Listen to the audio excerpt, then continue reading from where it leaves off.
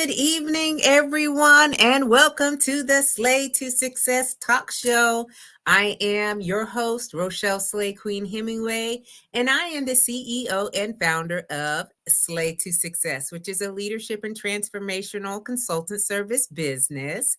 I am a professional keynote speaker and a self published author, leadership and image consultant, and a United States Air Force veteran after serving 30 years. So, welcome into the show tonight. Please, if you are here, let us know that you're here. All right. We want to know that you came by, stopped in. We want you to just tell us what your name is. You can drop it off in the comments so I can give you a shout out because I appreciate everyone who comes here, takes time to actually come to a live show and to hear our guests as they come in. And as we know, the word slay is the basis, the foundation of what I do, this talk show. Slay to success, right? Stay ready, be ready, lead out loud, a sense of community, a sense of family, and knowing you're built to last. And it also means to kill it, to dominate it, and to nail it, to be on point, to impress greatly, and to dream big and work hard until you own it. The purpose of this talk show, y'all, is to highlight women and men who are living a life of service on their own terms and using the slave philosophies to positively impact the world. So, if you are here tonight, I see we got a couple of comments in here. Hello, Barbara from LA. Thank you so much for showing up for us tonight. Love that. We're all across the globe here. We've got Kim in the house, my queen, tuning in from Fort Belvoir, Virginia, and she is happy to be here. I'm happy that you are here, my queen. I hope that you're feeling well. And also got Kingsley Scott, and he is from San Antonio, Texas, and he's glad to be here, and he has the notepad ready. All right. He is not playing around in here. So if you need to go get your notepad, if you need to go get your tea, which is what I got going on in here, okay, please make sure you do that before you get to hear all the things that we're going to speak to on tonight's show. Christine, thank you so much. She is joining in from Seattle, Washington. Y'all, we got a lot of people from different places. This is the beauty of being on virtual stages, right? That you can just be out in your room or in your house or wherever you're at. I'm in my office, y'all, and we can have folks just dial in so that way we can have a conversation. Now, I like when we have lots of comments that are in our comment section. So if you hear something good, if you want to ask a question, do not hesitate. All right. This is a place where you can network as well. So if you see someone you're not connected to, especially on the LinkedIn side of the house, you might want to go ahead and connect to that person because you never know who they know. All right. And that's what this is all about. So before we get our guest here on stage, just let y'all know that I do have a presentation, if you will, a free session. It's called Elevate Your Presence. And I'm going to have that on Tuesday night, which is March 5th at 8 p.m. Eastern Standard Time. I'm going to drop in the link here so that way you all can see it. All right, you just go to Slay to Success. Go to www.slaytosuccess.com, or you can scan the QR code that's on the flyer there. And we're going to be talking about different strategies on how you can build your presence in 4 different areas: appearance, behaviors, communications, and your digital presence. All right.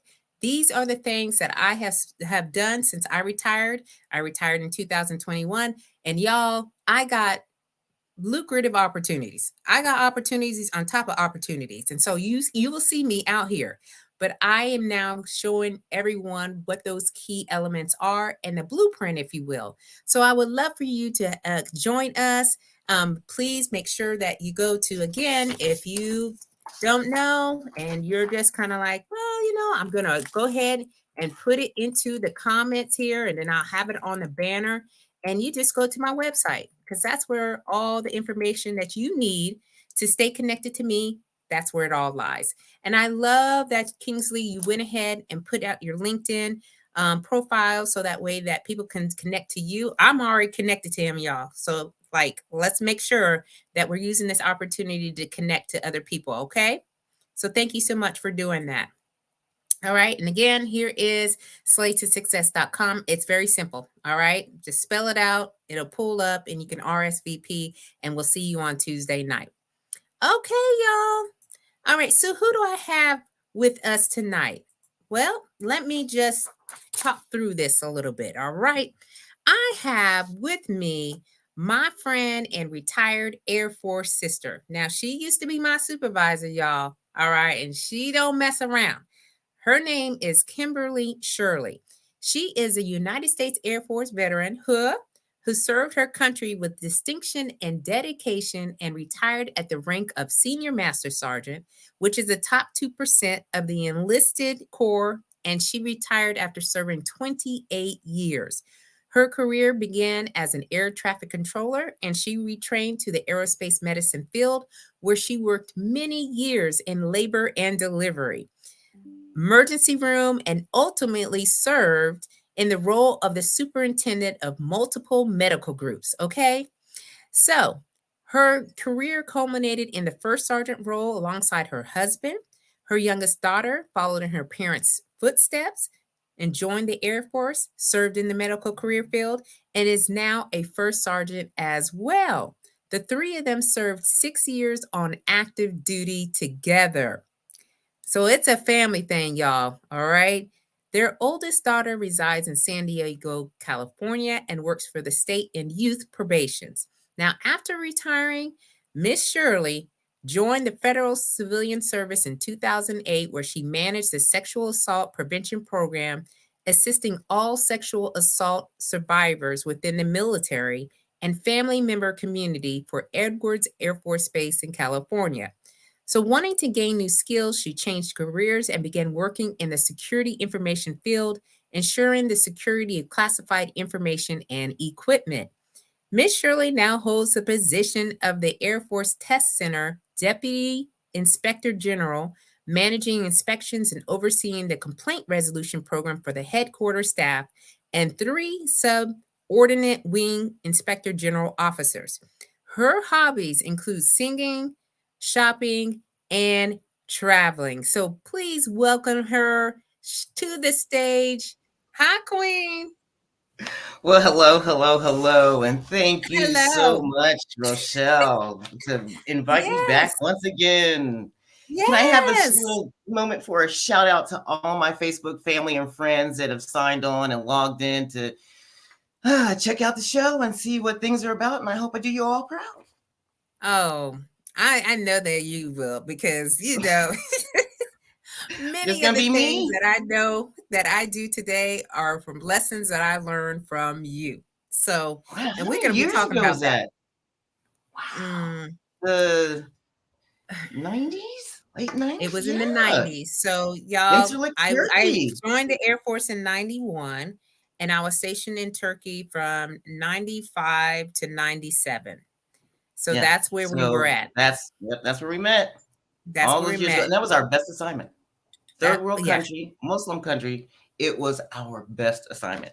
Raising 2 yeah, teenage girls in Turkey. The best. And I think they'll yeah. agree. Yeah, Yeah. I learned a lot, and I learned a lot from you. So, okay, so we're gonna be talking specifically through some things that I know that you're very passionate about. So buckle up, y'all. We're about to have a deep conversation. So, you know, we're both very passionate about leadership.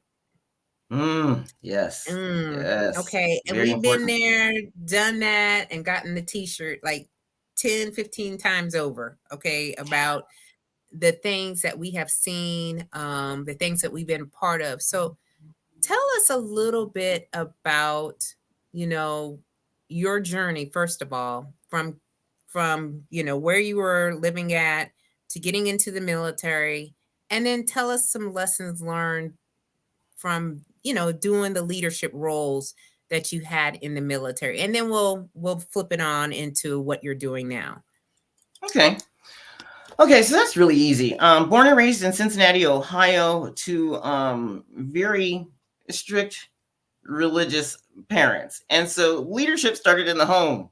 Okay. Mm-hmm. And so it's not that hard for me to kind of see how it is to be in charge and get things done. So that started in the home for me. And it was really simple. If you didn't get it right the first time, Lucille or Floyd were going to get you right the second time. There wasn't going to be a third time. So their leadership was key in my life and key in my role. And that's okay. So from there, joining the Air Force, I knew I couldn't stay at home because of the fact of how they led. It wasn't what Kim wanted at the time. So Kim knew she had to Mm-hmm. get gone. And I got gone and joined the Air Force and never looked back. Never looked back. I don't have any regrets in life. I think about things that I've gone through my life and ask why, but it was all for a greater purpose and a greater path that I couldn't see then, but I understand it now. So joining the Air Force was really easy as far as getting through basic training, as far as the leadership, obeying, following orders. That stuff was easy. It wasn't so physically, wonderful as a little 18-year-old skinny little chick that joined the Air Force the first time away from home. But I made it through, and it was easy where other Yeah. people struggled because they couldn't accept somebody telling them what to do. They didn't last very long. And we saw several of Mm-hmm. them leaving on that one-way ticket home before graduating basic training. So that wasn't hard for me. So, joining the Air Force, having leadership at home, getting that in the Air Force just wasn't a big issue to me. What I Yeah. did see and learn were the different types of personalities that you have to deal with. Okay. Mm-hmm. And as a Mm-hmm. young airman, that subordinate supervisor chain of command is very, very vital and important in the military. You got to have it. You got to have it. But it's how you use it that's very, very important to me. There Yeah. are those people that are power hungry and just love telling you what to do. Okay. And those people, there's a place for them in the world. And then there are those Yes. that, will just abuse that. And that's what gives leadership a really bad taste in people's mouths. And like, no, I can't handle that. Can't handle that. One thing I do want to share that has just stayed in my life, and I've shared it with other people. I learned the most from my worst supervisors. The Yeah. good supervisors that you have, you remember them. Yeah. You refer to them from time to time, and you keep, hear what you learn from them, and maybe you can incorporate that into your life. It's those horrible, atrocious supervisors that I learned not to be like and not to use anything that I learned from them and forge forward to not be like them. So Yeah. that was easy for me. Those bad Yeah. ones, ooh, yeah. I took a lot from them to learn how not to be like them. Yeah. And you know what? When you talk about personalities, that's one of the things that I think a lot of people have to adjust is the different personalities that you will face. And not even in your career, just in life in general. Mm, There are so many different types of personalities, and sometimes we get so caught up in what they're doing and how they're doing it that we don't check ourselves, yeah. to see how we're responding to it because everybody is different, you know. And go ahead, I've seen some things, but go ahead. Yeah. When I say that I learned the most from my worst supervisors, I had to also learn that when I became a leader, Yeah, that it wasn't all about self. There's that yeah, word servant leader. And if you really don't hold that true to you and who you are, you can go sideways. So to yeah, be a servant leader, I think, means you're taking care of others, not covering for others, not holding people, not accountable for things, but being that example. And so you have to watch yourself. The one thing that scared me the most as I was leaving the Air Force at a retirement ceremony, someone told me, "You were my mentor." And I looked at him and I thought, "What?" And they said, "I watched you yeah, through the years that I've been here on Edwards. I've watched you move. And I learned I wanted to be like you." And I thought, "Oh, I hope I didn't do anything, step sideways, and then pick up the bad habits." But that made me feel, wow, somebody thought it important enough that they watched me moved through the Air Force in the last 6 years of my career, and they took on some of the things that I did. Yeah. So, yeah, I had no idea that people were watching me. But we both held jobs where you live in a fishbowl, a first sergeant, a Yeah. superintendent, a supervisor. People are watching you to see if you step out of line just to call you out. Yeah. Not to say, oh, they're doing things, let me watch them for that. No, they want to see you come to work with your hair out of regulation, you not wearing the uniform correctly, or you saying something to somebody the wrong way so they can call you out. But I Yeah. just want to make sure that people understand that when you take on that role of being a leader, being a supervisor, that you understand and know what that means. It's not about self and getting yourself promoted anymore. It was about me trying to make sure I left my job, the Air Force, better than what I was when I came in. Yeah. And you know what? And you did, because I learned a lot from you just in the 2 years, the things that I took on from, our interaction. And one of them was taking care of other people. And you took care of me in a time in my career or in my life that I really needed someone to help me through to make right decisions for me at that time. And you definitely did that for me. And then the other one was this stay ready to be ready.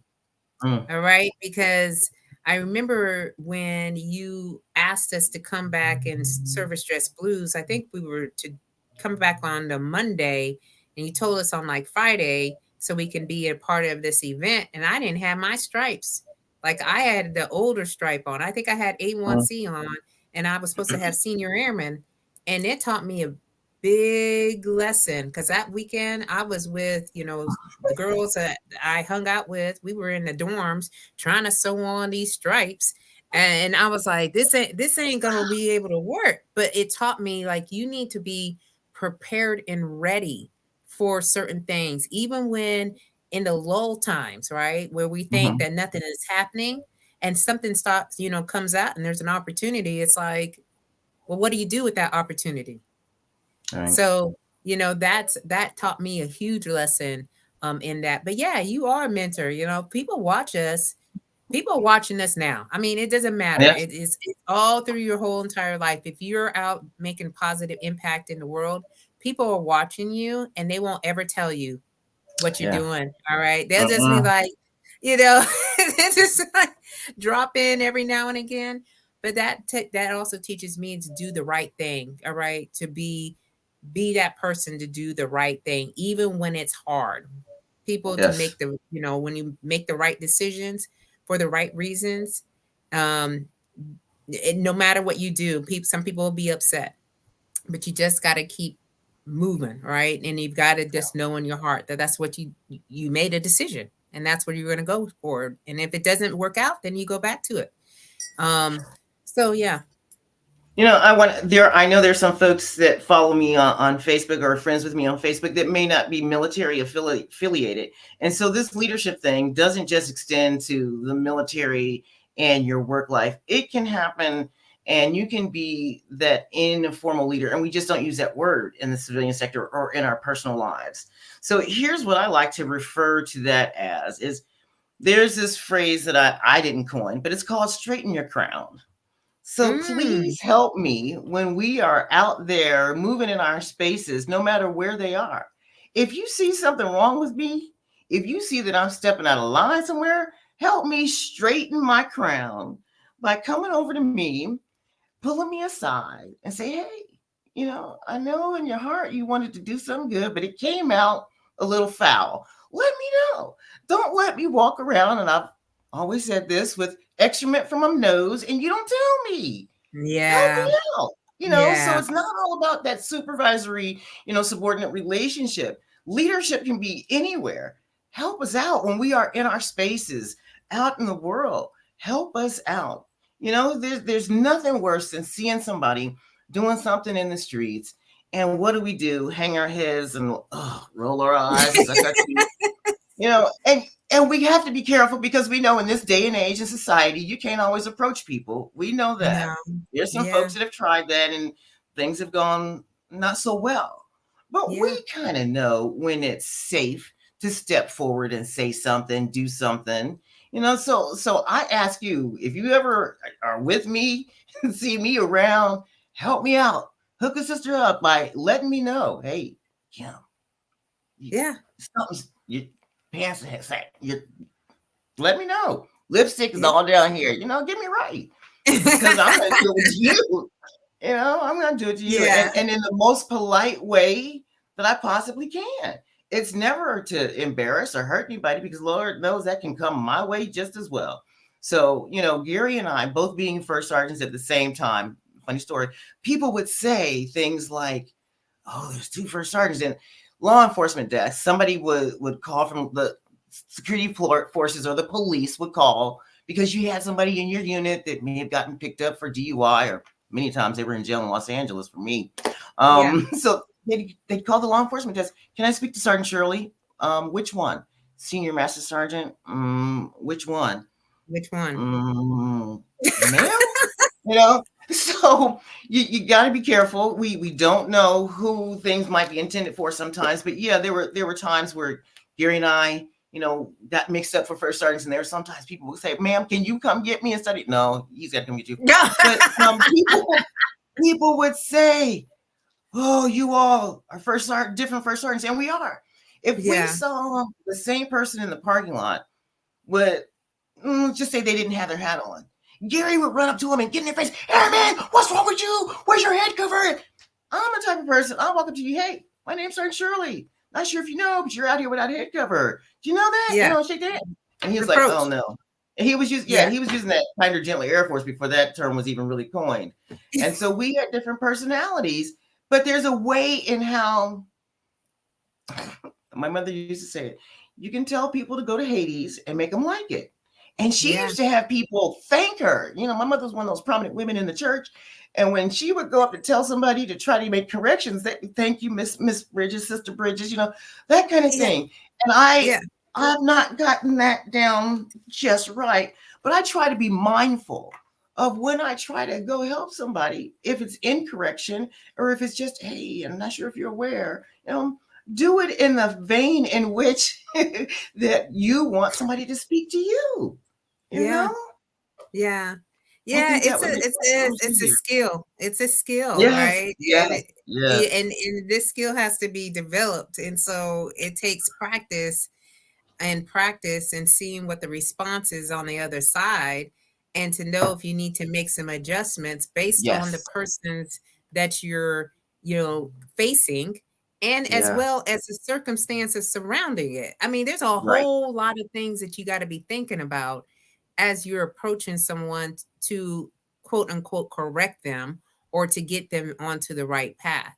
And so Oh, I love that, the way leadership, of course, you can go all different directions with leadership, but there's so many different elements and components. It's very complex when you kind of sit back to it as to how do you get people to follow you. All right. So mm. Yes, yes, yes, yes, yes. That's a whole nother conversation. Don't just do things because I, as a leader, said so, or you can't do this because I, the leader, didn't tell you you could. You got to be able to adapt. Like you said, we coined the phrase "adapt and overcome," right? And yeah. so we have some people again that are just those individuals that got to be in charge Mhm. until the fire starts, and they run into Mhm. to get away. And it's like, Running wait a to the minute, you're hills, the running leader. to the hills and putting the binoculars on and trying to look Yes. to see what's going on down there. I'm like, As see, long as the temperature is fine and the water's cool, you are the leader, and you wanted everybody to know that. When yeah, crap hits the fan and starts blowing in your face, and it wasn't me, I wasn't in charge. Let me go get that NCO that was, or that individual that was supposed. Yeah, those far yeah, away, distant folks. Yeah, yeah, I ain't got time yeah, for them. No, yeah. and I think So we've. Go ahead. go ahead, go ahead. We all know, for my enlisted core friends here, we all know who runs the Air Force. Sure do. you know, it's We those of know. us who are in the trenches doing the work, and we know who all the glory goes to, and that's okay. We knew what we were signing up for. But Yeah, when you really need that strong person that is going to be able to say, hey, I step up, I take that charge, I lead, and I know the good comes with the bad.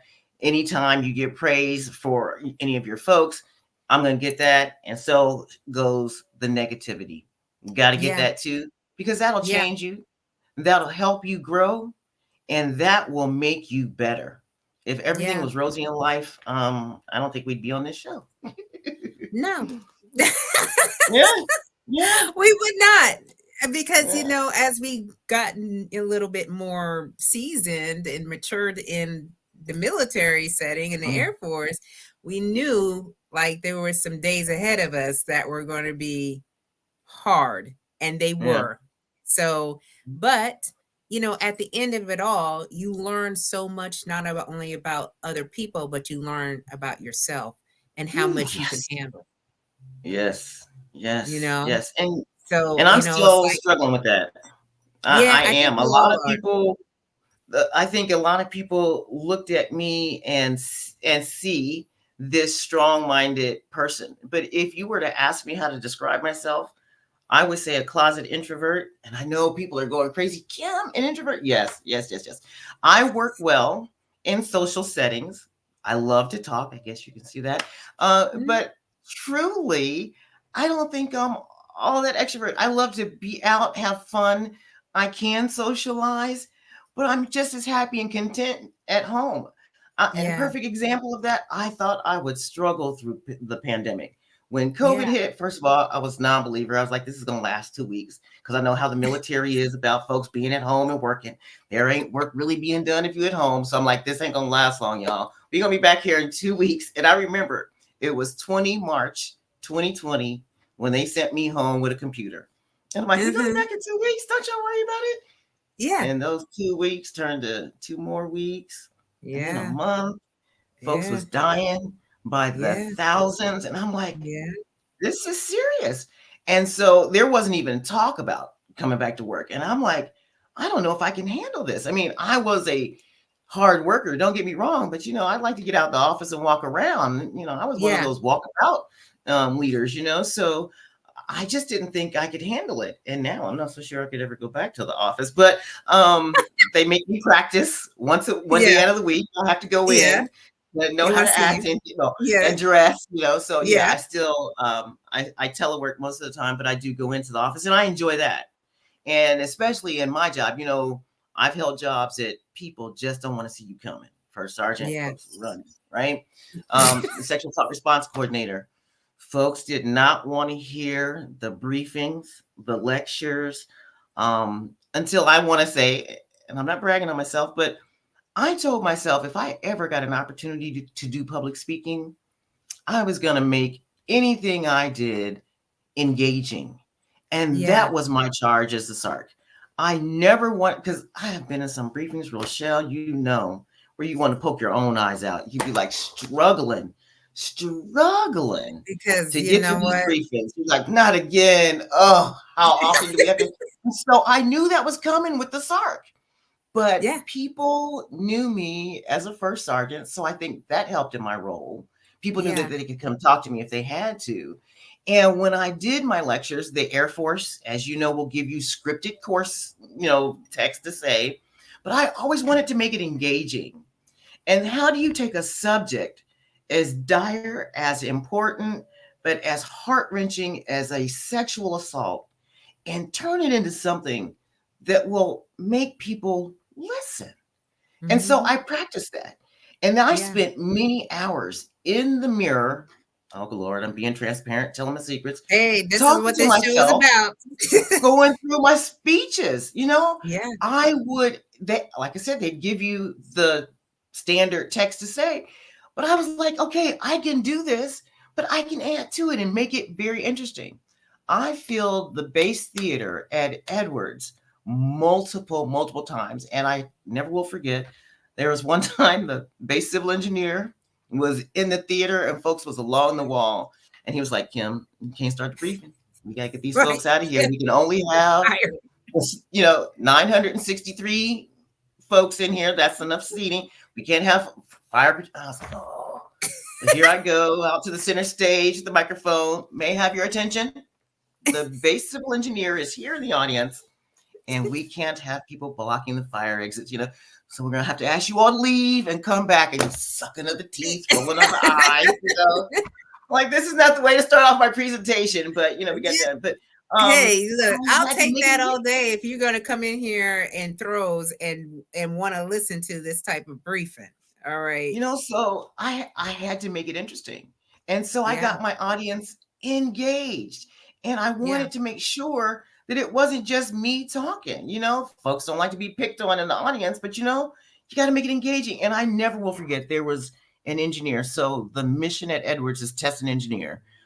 Anything that goes into the Air Force inventory as far as weapon systems and airplanes have to be approved and tested at Edwards, y'all. So all that stuff has to be done here. Hey, Mary. So Yep, Mary's here. she just got me off guard. So we have a lot of engineers. I'm talking rocket scientists. For real, y'all. There are real rocket scientists that I walk amongst, daily at Edwards. And so they're a different breed. If you've not met an engineer and tried to sit down and have a conversation with, it can be challenging because they truly aren't the social people. And there's nothing wrong with that. We need engineers in our lives, and then we need the social people in our lives too. So everybody counts.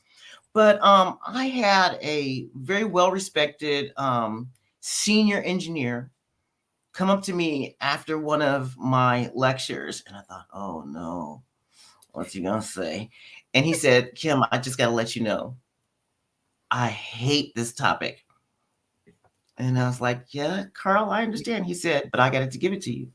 This is the first time since the Air Force started making them mandatory that I'd never looked at my watch the whole time. Wow. I never knew this was a 90-minute briefing. Yeah, so I felt good about that. I was like floating as I left that lecture. But yeah, so you gotta make sure that you can engage people if you're going to do public speaking. And so, yeah, I am truly, I think, a closeted introvert, y'all, but I can, in fact, move about, do public speaking. Ultimately, I would love to. And I thank you for the opportunity. And I always tell you that I wanted one day to do a TED Talk. I have no idea what it's to be about. I'm sure God will drop something in there, but I'm waiting on him to give me that touch and tell me. But yeah, I would ultimately like to do a TED Talk. Yeah. And I'm glad that you're stepping into that because you've always been able to captivate the audience. And, when we step into our gifts and our talents that we know we have, it blesses other people. So you just can't step away from that. You can't hide that mere fact. And yes, folks will be looking at their watches, dropping phones, having little side conversations with one another. We've all been at these briefings where you're standing there and you're talking, or you're the keynote speaker. It happens to all of us, so it is the challenge of how to keep your audience engaged. Yeah, when I started putting price tags on phones ringing, I told it for everybody's phone that rings, they put $1 in the basket as you walk out, and they were like, so that was, again, something to make it fun and not so stoic. And yeah, sexual assault prevention is a serious subject, but try to add something to it that's going to make people want to listen to you. I can remember in Commander's Call, who wants to sit on the front row? Nobody. So the first 3 rows are always empty. And so I would do that. Taller tap. Come on. Before Commander starts, I'd be walking through the audience and I'd say something like, so we're going to sing hymn number 479. You all know what that's about. Come on up and start filling from the front to the back. And they would look at me and I'm like, yeah, come on, just as I am, or something. And a lot of folks didn't know what that. Just try to make fun and make light of it. So I just wanted people to understand and know we have to be here. Let's make the best of it. So come to the front, or hey, if your cell phone goes off, you're gonna pay me $1. I remember security briefings when I was in the security world. Who wants to hear one more time? Not me. About how to safeguard classified documents, right? So I Nope. never will. I started something that I thought was really gonna be an eye opener. I took a folder and put a secret cover sheet on it and just laid it on Yeah. one of the tables in the room. Yeah. I wanted to see if people really paid attention to my Yeah. training, right? And so I saw people come in and nobody wanted to sit at the table where the secret document was. Nobody would pick it up and bring it to me like we were taught in training. No, every table in the room got filled except for the one that had the secret document on it, right? Yeah. So I'm like, okay, so what else can I do? I brought a basket with me to the briefing. And so before I started, I asked everybody to put their cell phones in the basket. So they were passing around the basket and people were like, oh, no. I'm like, put your phones in the basket, please. And they would be passing the basket. I'm like, okay. So nobody wanted to put their phones in the basket. Why? Yeah. Because they didn't want to give up their information. That's how you Mhm. should guard classified information. And they were like, oh, Oh, yeah. yeah, yeah. So then they started listening. So maybe you got to be goofy, quirky sometimes. You know, I've in PME they said start your briefings or a lecture with a joke. I can't tell a joke. I throw it by Yeah, I'm saying not the a joke punchline person before it, either. so I'm bad at jokes. I will. So Yeah. I'll start off my briefings with a question or something, and people will be like, So Yeah. yeah, the attention step. Remember they taught us that in Yeah, they PME? did. Yeah, have an Yeah. attention step. Yeah. Yeah. So yeah, Hey, I'm I I'm do I do want to talk to a little bit about your transition from the military because I got a lot of people here on tonight's live that are either active duty or getting ready to retire or recently retired. okay. So, what was your experience when you after you retired? I was ready. And everybody Okay. will know when their time comes. Yeah. Okay. I've heard people say, you got 2 days to piss me off in a row and I'm gone. But no, you will know when it's your time. So don't feel shame of when it is. If you decide to punch and jump at 12 years, that's you and your business. I have no say in that. And so if you choose to ride it out like my husband and I did it for 28 years, that worked well for us. Mhm. I found for me, my transition was a lot easier than my husband's. And I have more male friends than I do female friends. And I think that's by nature of being in a male dominant, Mhm. military. But Absolutely. I found that many of the men that I've talked to that I communicate with that are still in my circle, they struggle.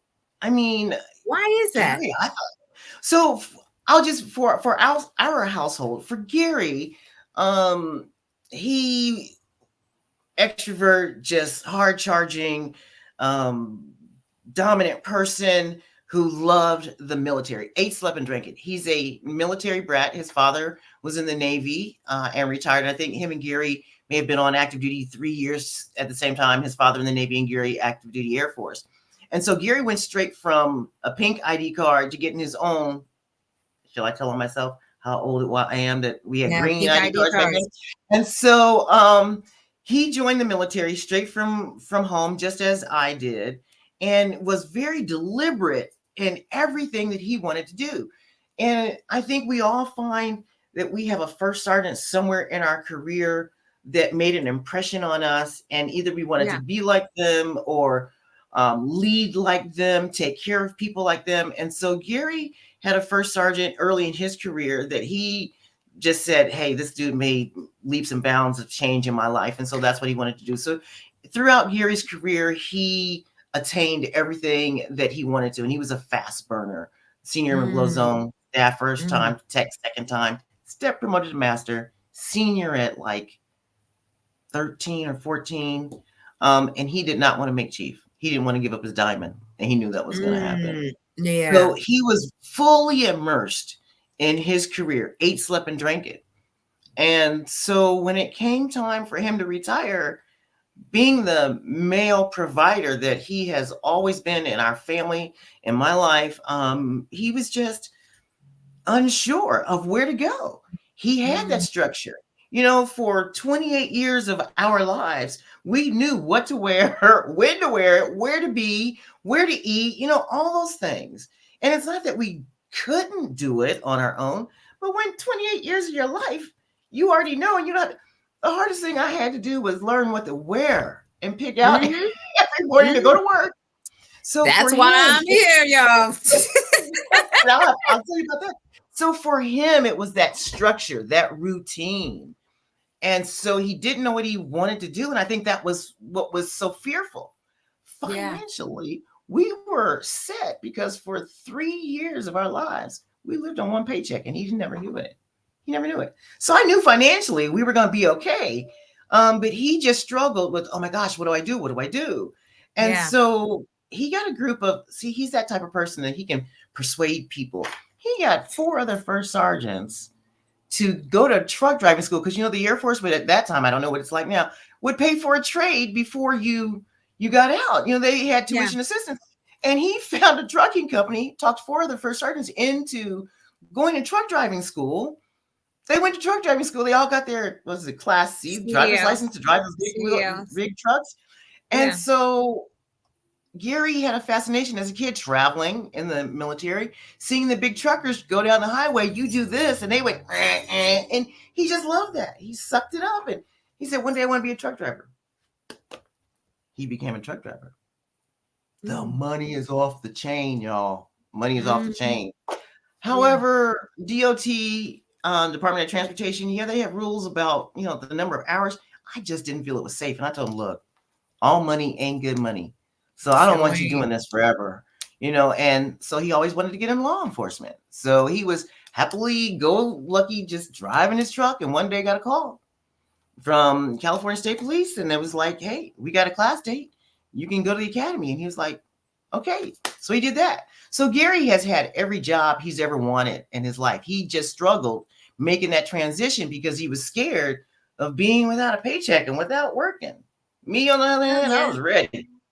I was ready. There is I thought something I could. to that because I think people get so conditioned to the 1st and the 15th. It's almost like you're married to the paycheck, right? Because you're going to get it, and when you get it, you feel like you are financially secure, and you don't want to feel any old sort of way when like they do an audit, okay, y'all. So they do in the audit after you retire, and you don't get paid for a certain amount of time. That was me. I was like, oh, wait a minute. Like, are we good? My husband's like, what are Yes. you talking about? What is happening with you right now? I'm like, because I've been so conditioned of seeing it in the paycheck and knowing what I have.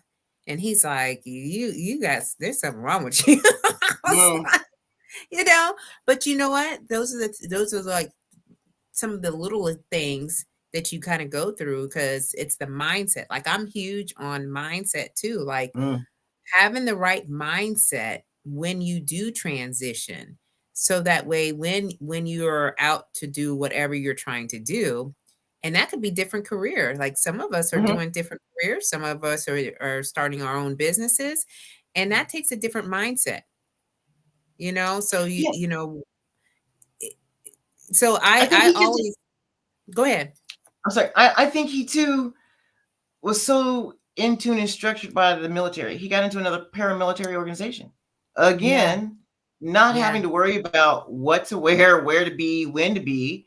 He even remember those highly polished black leather boots that we had. He was wearing those into his next career in law enforcement. And just recently, I told him since he's home now, get rid of some of this stuff. He couldn't let go of some of his black military boots because he had highly polished them. So that ought to tell you how structured this man is. He just couldn't let go of some of those things. He finally did. So don't laugh, everybody. But yeah, it was that again, the structure of where to Yeah. be. And it's not like he can't function on his own. Don't get me wrong. He just thrives in Yeah. that environment of he doesn't want to have to explain because he has the expectations that you are in this unit, law enforcement, and you know what's expected of you. And he don't have time for the simple supervision. Gary he's at that level where, look, if I got to tell you he just don't have time for that. So structure, that structure is what he thrived on. And Yeah, so if he hadn't gotten into law enforcement after the military, I don't know what he would have done really, because yeah, he just fell right into that so easily. We find and get into what we're familiar with. But yeah, sometimes you you're got to get right. uncomfortable. You Yeah, got to you get do. uncomfortable, Yeah. you know? And speaking of uncomfortable, you got uncomfortable when you switched careers. So, Yes. you Yes. went from the sexual assault, portions, if you will, in that career, and then you went into security, Yeah. Yeah. and then So, now, and then you transition again into the deputy IG. yeah. Yeah. So, my most uncomfortable feeling is when I don't know. Okay. So, Yeah, for 8 years, I knew the job. I knew how to be there for a survivor. I knew how to talk to senior leaders. I knew how to talk to attorneys and law enforcement. So I got comfortable in that. But after so many years of hearing other people's trauma, there's a phrase, vicarious trauma. yeah, When your on-call phone only means that someone's calling you because they're in distress, because yeah, they've been assaulted, you're there. You're hyper vigilant. I lived that. And I think if there are ever any survivors that are out there, they would truly say that I was there for them. Uh, that can wear on you. 8 years yeah, of every time your government cell rings, it's somebody in distress and needs help. That starts weighing on you. I mean, it became so much a part of my life, even television shows that had sexual assault issues in it and components to it. I mean, I'm talking to the TV and Gary's like, oh, no, so I realized that, yeah, I was starting to carry some of that trauma yeah, and knew I needed to find something else. Didn't know what, but an opportunity opened up in the security field. And I'm like, ooh, I know nothing other than truly how to protect a government document, what not to say, things like that. And so I stepped into that, into a program that was completely broken, completely. I mean, he had failed inspection 2 years in a row. But I said, if God didn't bring me to it, I know he'll bring me through it if he did. So I had to suffer and struggle for probably a good 6 to 9 months, not knowing wow, that word and learning it and being uncomfortable. And yeah, I was able to leave that program 4 years later in the capable hands of somebody that came in and could pass inspections. I'm not, again, not, oh, wonderful me, but I I made some effective changes. And yeah, so that uncomfortableness is what I don't like, when I don't know. And I'm still, even though I've been, in the inspector general world 18 months, I'm still learning. yeah, I every single day is something, that I can learn something from. And so there's some uncomfortableness, but there, if we go back to leadership, I'm expecting my leader to be able to step in to help me forge through the dark spots in the trenches to get me through that. Yeah. So yeah, yeah, it's uncomfortable, changing, but that yeah, change is what makes you get better, I think. yeah. Yeah. I agree, because I know for me, and I'll speak to my experience, retiring and then starting a business. I am uncomfortable. There's a lot of things that I do that I just be I like, wouldn't I don't. I wouldn't think that. It looks like People you're don't natural to think me. that, but you know what? Sometimes, when you have inside of you, that you can tap into certain, um, you know, what do you call it? Like a gut, if you will. Like I'm like a gut feeler. Like if I feel like it's good and right, I'll step more into it, even when Mhm. I'm afraid, because I feel like if it's something that I'm like, oh, I want to see what this can become. I want to see how this unfolds. I'm here, so why don't I just fully get into it? So I just allow the fear to kind of take the back seat for a hot second, but every single day there's something new that I don't know anything about that I have to face. And I and wouldn't so put people. fear and Rochelle in the same sentence. Never. Well, I Never. mean, because I don't allow it to override. I Yeah. think that's the key. I don't allow it to kind of take center stage. I just know fully in myself, like I have everything I need within me. So Mm. I just need to go ahead and just do it. And if good or bad, whatever it is, I'll learn something from it. I'll What learn about your something. network? But see, you have a Yeah. network of I folks have that a you can reach out to and I just have say, a hey, how do Yeah, you do I have this? a lot of people in the network that they're the safety net, if you will. And I think Mm. that's important too for people to have, especially if you're changing careers or if you're transitioning from a long career or if you're, starting a new business. You need to have people who are a few steps ahead of you. You need to have people who are at the same level as you, and you also need to have people who are just starting out, Mm-hmm. because it's the same way we are in the military, right? Like that community of people to kind of give you feedback on, kind of the left and right boundaries. Like, oh, yeah, Yeah. you probably shouldn't be doing that. So I always ask my mentor, who's a business mentor, I ask her before I even step to make a decision on it. I'm like, you think? And they'll poke holes in it for me. Like, wait a minute, that's probably not good for you right now, right?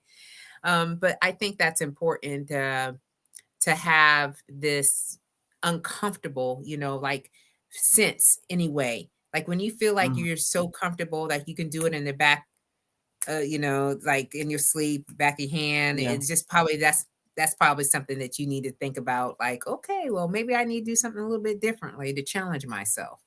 You know? Yeah. And that's why I always,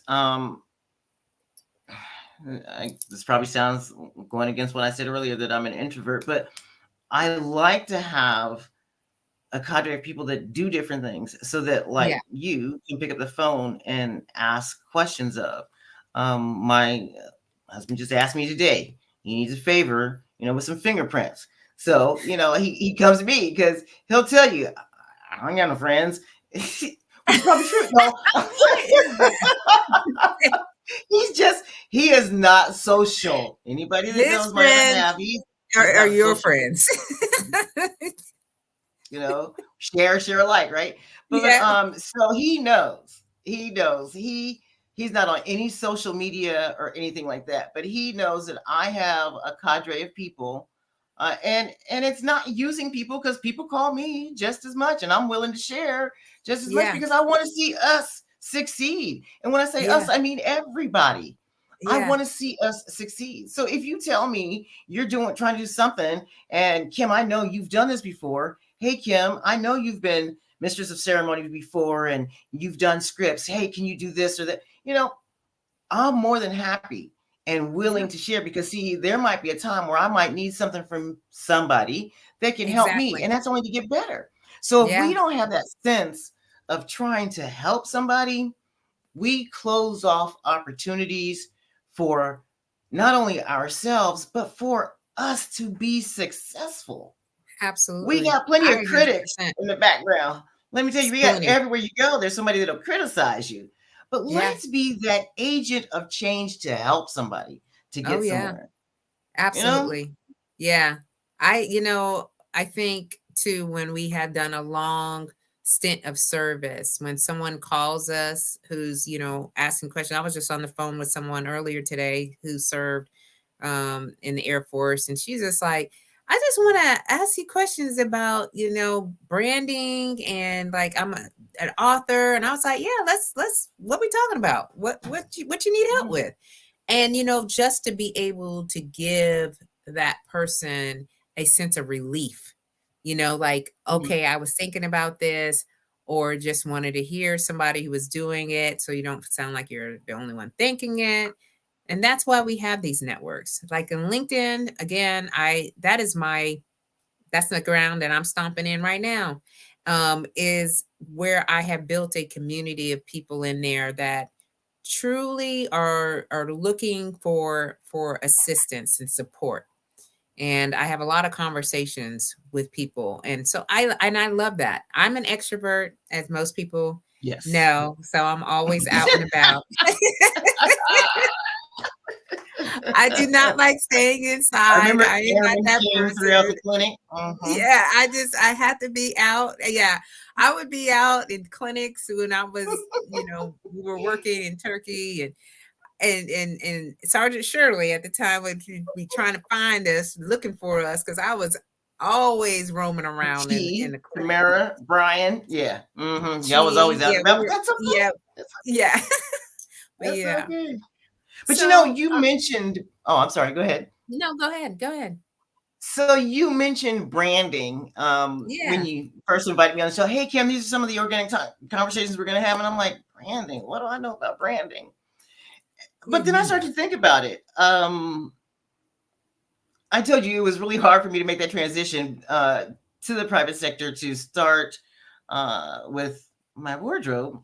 Uh, my family will tell you you shouldn't have had problems with your wardrobe, but I did. And it got to, I never will forget, I had a chief at one of my assignments who came back and was having lunch with us in the DFAC. It was chow hall back then. And he said, we were asking, so what's been the biggest struggle for you transitioning? And he said, to be honest, it's clothing.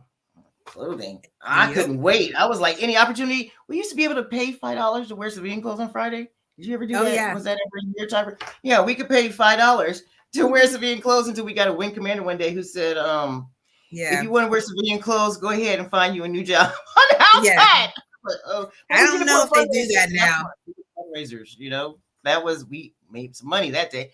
But Yeah. so this chief said it was hard for him to pick his clothes out. And I thought, I will never have that problem.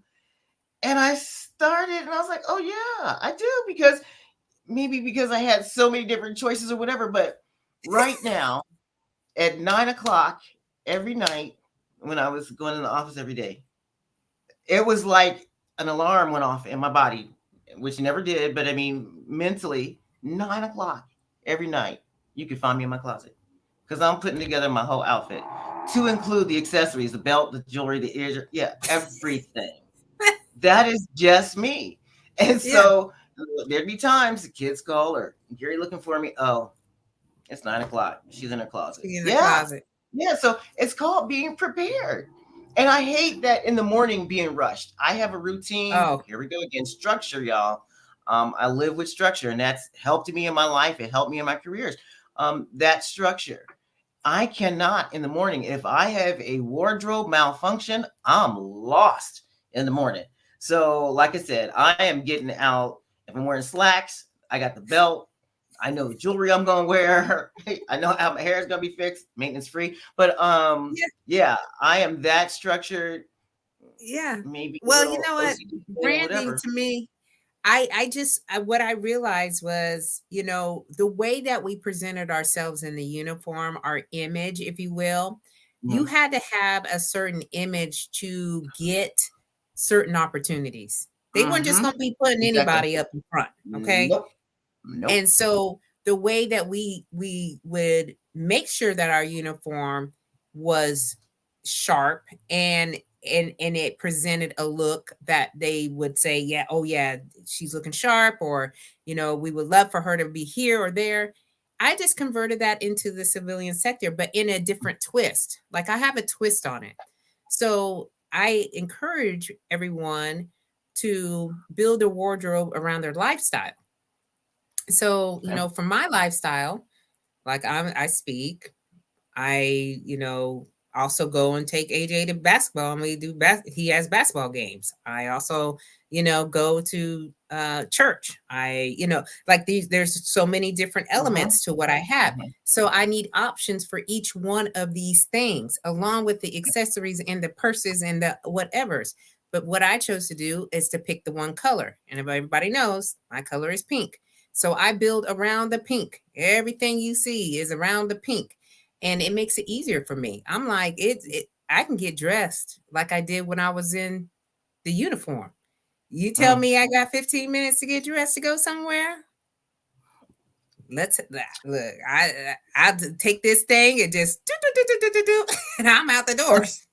And so funny that you say, dress for your lifestyles, because now that I'm thinking about it, mm, I was doing that as a kid growing up and didn't know it and didn't realize Yeah, it. that's We right. had play clothes, we had Yep. school clothes, we had We did church too. clothes. That's right. Okay, and don't get it twisted and wear the wrong thing to the wrong occasion. Nope. My mom would get you straight on that. So, Yes. without even thinking about it now, I did have some structure in that. And as Yeah. far as now, when you talk about branding, there's the term suited and booted. Yeah. I am that person. It's Yeah. not about me trying to look better than anybody else. It's Yeah. just the professional person that I am. And Yeah. so when I was giving lectures, I might be in suits every time I gave a lecture. Or if it was, hot in the desert, triple digits, made a almost October around here, there might be, dress week or whatever. And I Yeah. never will forget people. It is just so strange. And I tell you, you got to be careful because you don't know who's watching you. Somebody actually came up to me, when you're on stage in the theater, you're higher than everybody else. And this individual said, I couldn't take my eyes off your shoes. She said, your outfit was the bang. And, anyway, and we knew that, but your shoes. I had on black and white, and I actually had found a pair of shoes with the strap around the ankle that were in black and white. And so Yeah. they were asymmetric so that the inside of your feet, they were white and the black was on the outside of the shoe. Don't know where I found the shoes, still have them. But she was like, she paid attention to my shoes. She goes, I'm sorry. Yeah, I know you were giving a lecture, but I was just looking at the shoes, wondering where did you get those? Because those are really, really different. So I know people were watching me. I actually had someone, one of my airmen, that came up to me and said, I've been noticing since you came back as a civilian, and I haven't seen you in the same outfit twice. I'm like, how would you know? I don't even know if I wore the same. He said, people watching notice Miss Shirley. I was like, ooh, that close? But my kids and even my husband, we'll go places, even out to dinner. I just try to look because we know there are people out there that are looking at us, and I'll be blunt, transparent, African Americans, and watching us. Okay. Mm-hmm. And everybody has the right to dress the way they want to. I don't have a problem with Mm-hmm. that. Yeah. I'll tell you though, I'm sick and tired of the below the butt. Anyway, so I just try to make sure that I look professional, and that's who I can be responsible for. And if I can Yeah. share a moment with someone else and help them, then I'll do that when it's appropriate. But my kids will tell you, and they'll ask if we're going out to dinner, family event, for somebody's birthday. Our tradition in our family is everybody gets to pick where they want to eat for their birthday if we're all together. And Yeah. so it's always, well, what do we need to wear? And I'm like, why are you asking me? Because we know how you're going to be. I'm like, what does that mean? If we're going out to a nice steak restaurant, you all know how to dress. It's like, oh, what are those? And yes, my children say that I'm bougie. Yeah. But I take that as a compliment sometimes, and that's I okay. take it as a compliment too because my family knows as well. They know what time When it I'm is in coming, here. Right? yeah. We go out So, someplace nice to eat. Like we're going to get dressed for the occasion. So let's get to it, Nobody and argues that's yeah. anything now. So there's no question. We know, and I think the girls have that mindset too, and maybe it's because of their mom that they have that separate set of clothes too. These are the clothes we're gonna wear when we're around mom. Oh, we Yeah. know we're gonna have to go out somewhere when mom comes. So yeah, and maybe it's a little fun thing, and Yeah. sometimes it's not so much when they're ribbing me about it. But it's all about being professional, and there's a time and place for it. And Yeah. so, do you? I'm not telling anybody go out there and get no new wardrobe, but do you? Just know that when you're out in those spaces Mhm. where we are being watched, just be Mhm. appropriate. Be Mhm. intentional of how you want to present yourself, because I can't say this strongly enough. People will treat you in how they see you. Mhm. And It's that's so in true. my world at the level that I'm at now, and the executive staff. I know people are watching me. Now, some Mhm. people may show up to a staff meeting with a pair of cargo pants and a thermal shirt. That's Yeah. not going to be Kim Shirley, because see, that's not acceptable. Yeah. But we're still sitting in an executive staff meeting. No one will say something to them, but they'll definitely No. pull me aside and say something. So let us be intentional. Know what the role is. And if you are in these positions, in these situations where you can make effective change and be a positive role model person, take that opportunity. Take that Yes, opportunity, because there I will be agree. many times when people will pull you down. So Yeah, let's be the best we can be at all times. And no, I yeah, don't go to the grocery store suited and booted, but I'm gonna look decent.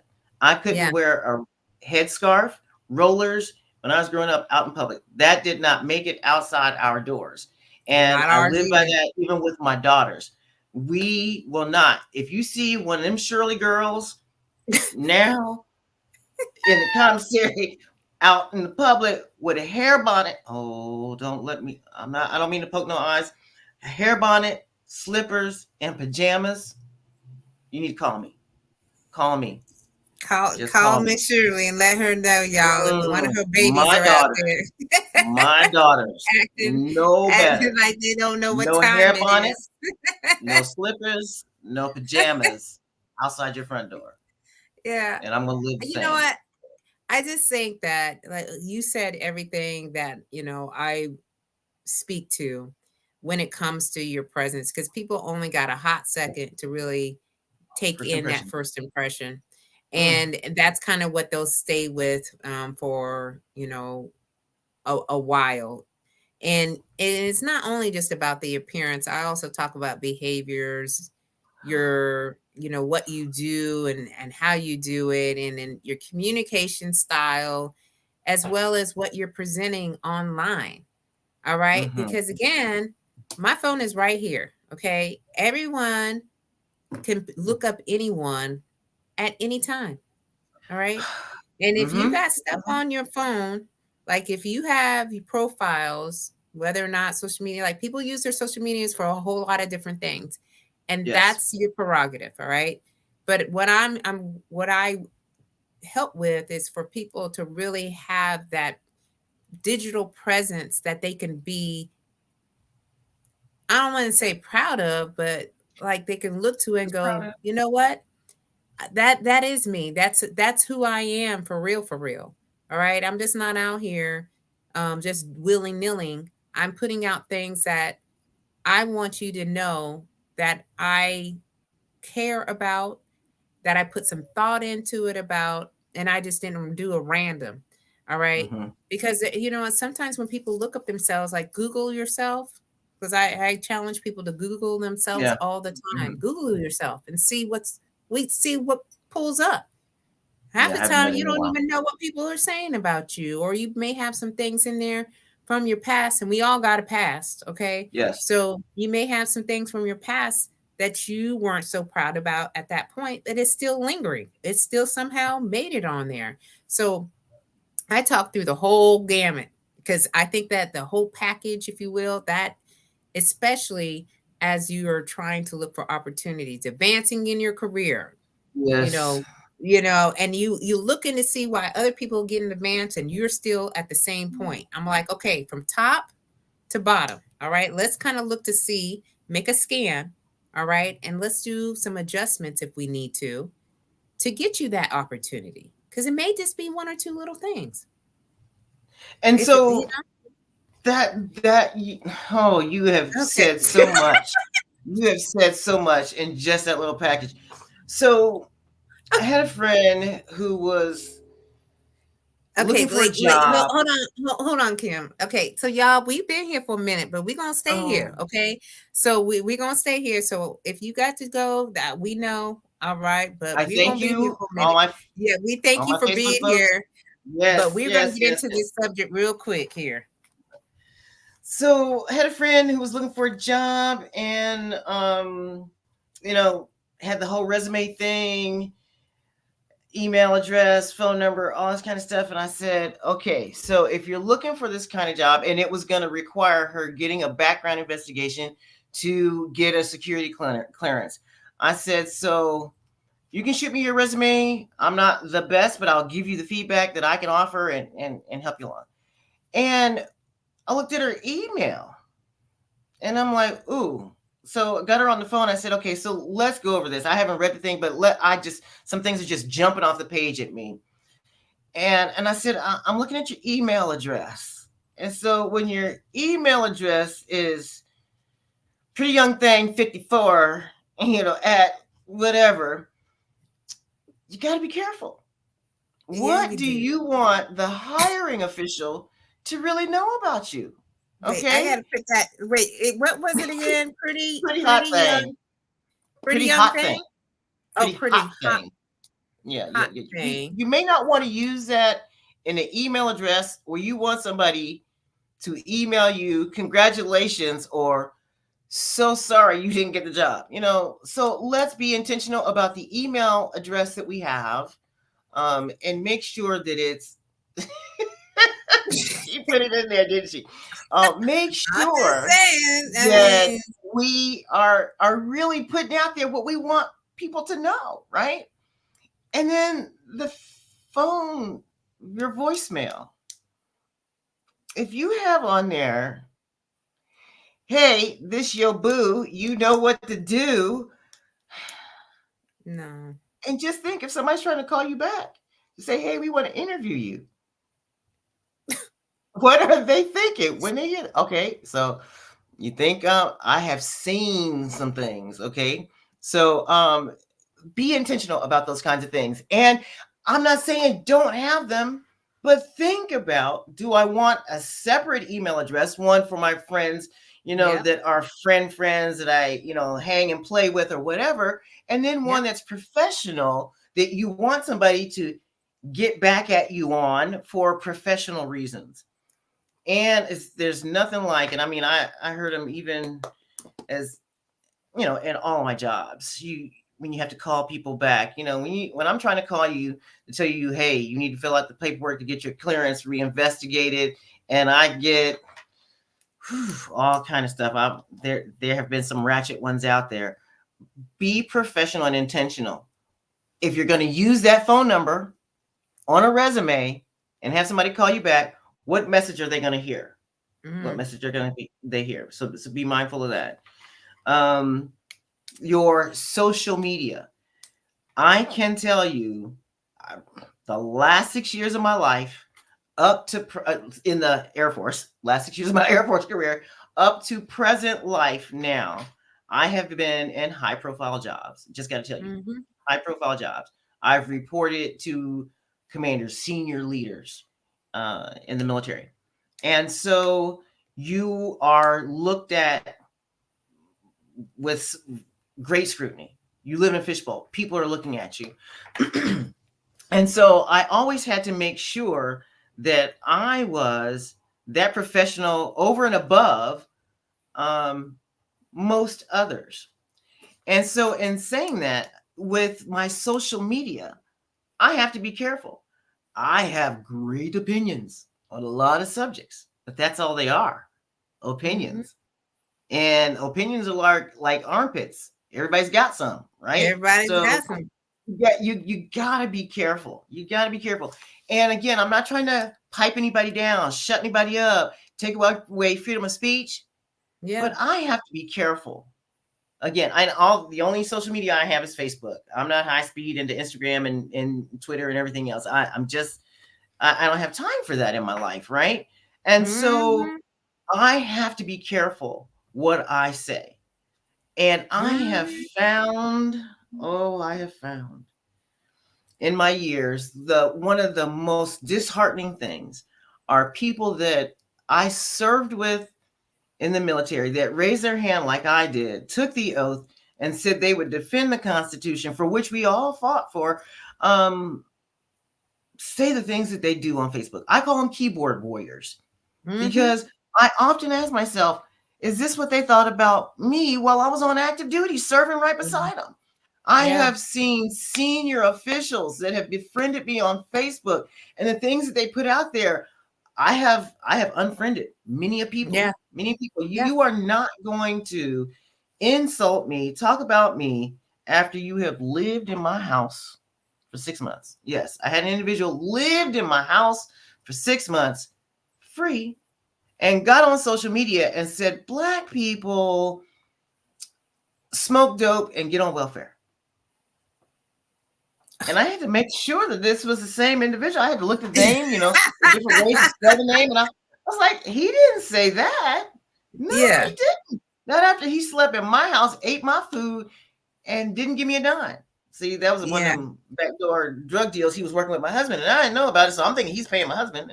But yeah, got on social media and said black people, all they do is smoke dope and get on welfare. Oh, I had to talk to that young man, Oh, and then I gee. unfriended him, and then he got on there and started talking through other people.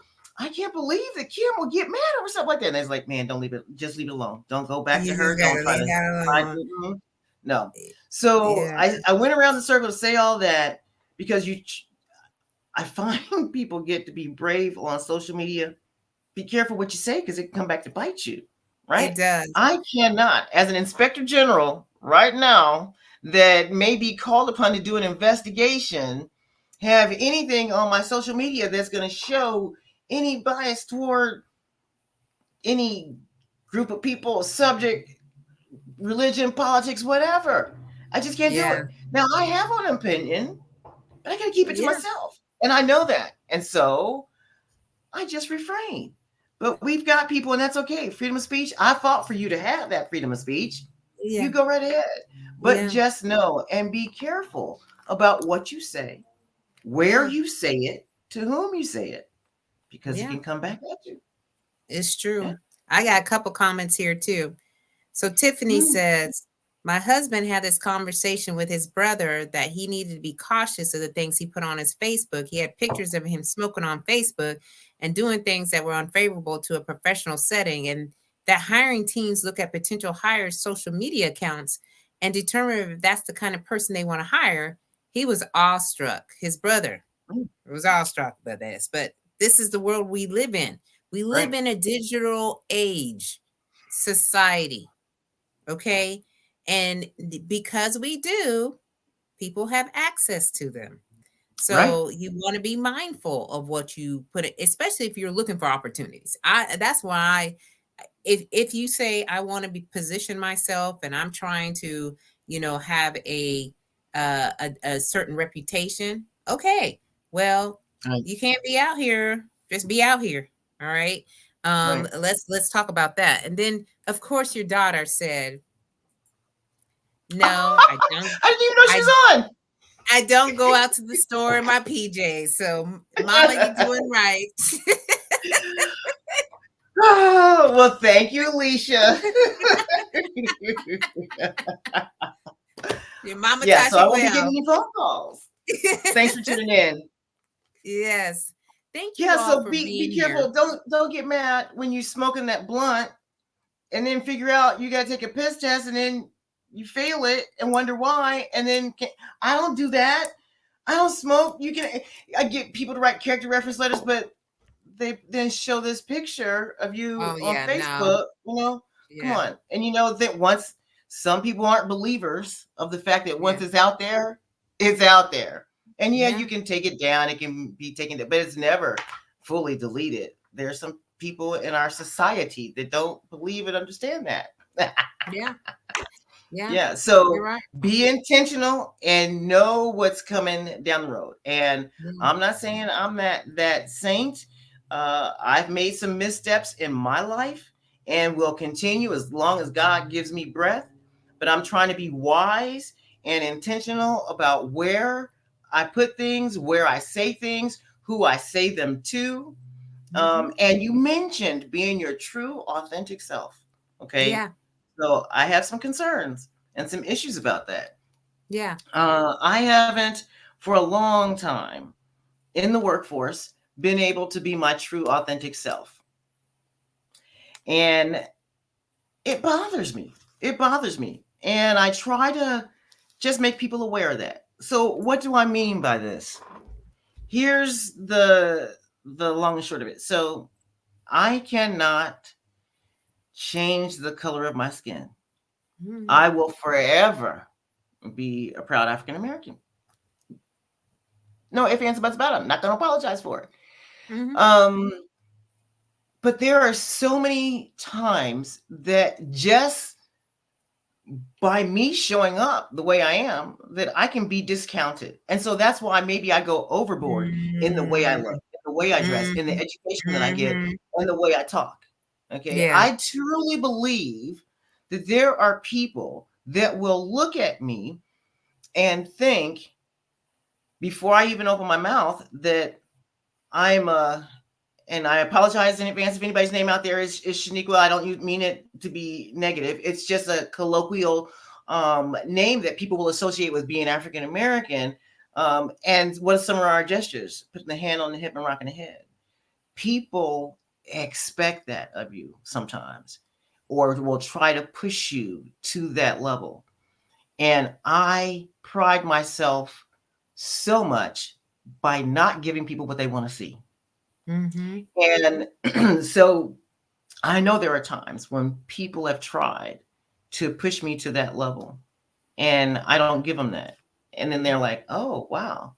So she, I don't know, knows the rules to the game. No, I'm just smarter than you probably ever anticipated me to be. Because you can Mhm. put somebody up against you with less qualifications, but they look different from you, and yet they'll be given an opportunity. I can't tell you how many times people have said to me, we were having a discussion and Kim was very loud. No, Kim may have been vocal, because I try to make sure I don't raise my voice because that's what they expect. Kim was vocal. Let's get it right. Let's use the Mhm. right terms. So I have the loudness going against me. Um, Kim showed up and um, she may have people say that I'm intimidating, and I don't know why, but I will come to you with facts. So in the Air Force, for those that are non-military affiliated, we have instructions, and they tell you step by step of what you will or what you won't do. There's wills, shalls, and must in those Mhm. instructions. And so Yeah. I will come to you and bring you the reference that says we can or we cannot do this. But Kim was defiant. No, I wasn't, but that's the word they'll use.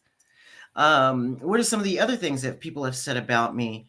Uh, Kim was, she was very controversial.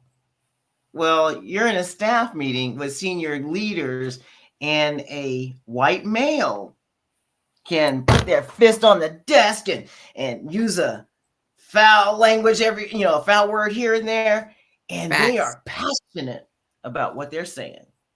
But let Kim be strongly opinionated about hers, and she was being difficult, defiant, and didn't want to follow.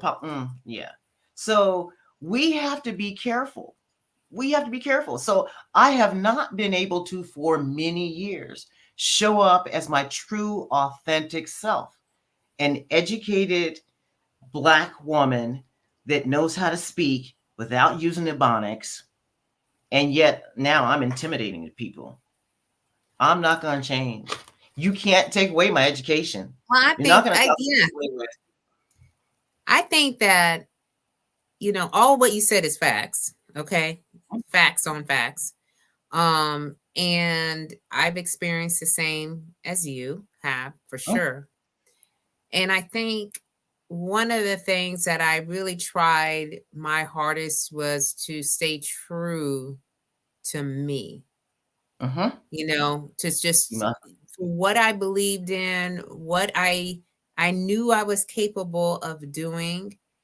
And yes, they may sidestep and say, you're doing this wrong or you're doing that wrong.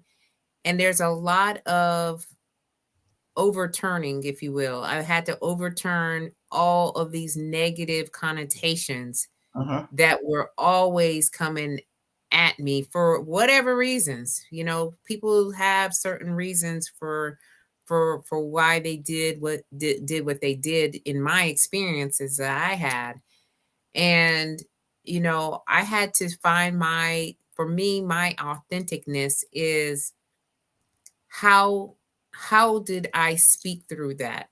How did I Uh-huh. get through that without selling myself, if you will, selling my soul, going along to get along. And yeah, Oh, we're very strong women, strong-minded women with an opinion. I have very strong mhm. opinions as well, and ideas and thoughts. Um, and we have to fight for them. I just said I'm going to continue to fight for what I know and believe in me, my true self. I'm going to fight for that Mhm. girl. And I fought for that And girl. people again are watching you, and they'll Yeah. see you, and they'll see Yeah. that you are doing those kinds of things. They may Yeah. never ever say anything to you. Yeah. Yes, exactly, exactly. Angry Yeah. black woman syndrome. Oh Yeah. my goodness. Yeah, that's alive and well. Yeah. Alive and well. So, yes, I just have to be cautious, Yeah. but I'm going to find my way Yeah. to let you know what is right if it's through an instruction, in my world, especially in compliance. Um, but I'm going to let you know as well that just as a human being, you will treat me with respect. And I've had to call some people to the side and say, hey, you won't talk to me like that again. So what's this one about? Oh So back yeah. when I was a sergeant, I was told to. Dwayne, thank you. Yeah, thank you for showing up for today's. Yeah, this is it right here.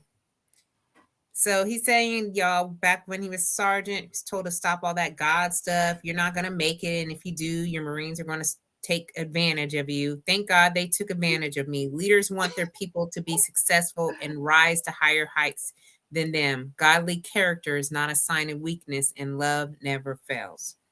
And That part, yeah. yes, So I've just always been careful, and I am not ashamed to let folks know that I believe in the Lord and Savior Jesus Christ, because I'm telling you, He's the only reason why I'm here. So I'm yeah, always going to give Him the praise. I just know where I have to be careful and how I use that.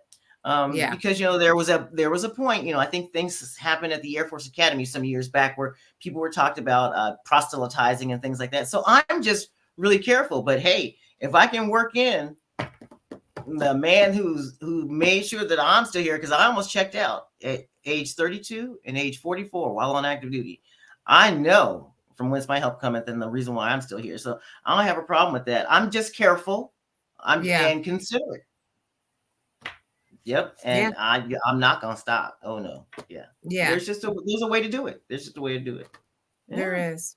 Uh, Well, I think y'all heard from, wise and just, experience and just knows, what it is to live in this world and do some things that we're doing in leadership and in our mindset and personal brand. And we just went all around the world in here yes, we talking did. about a lot of different things. But I absolutely appreciate you being here as my featured guest for tonight. Dwayne said, by the way, he retired as a colonel. Won't he do it? God will let us know. You should say something That's about this earlier, because I just really never thought I could get to where I am right now. There are a lot of folks that counted me out. Thank you, Barbara. right. Yeah, that is a woman of all women. I live vicariously through her.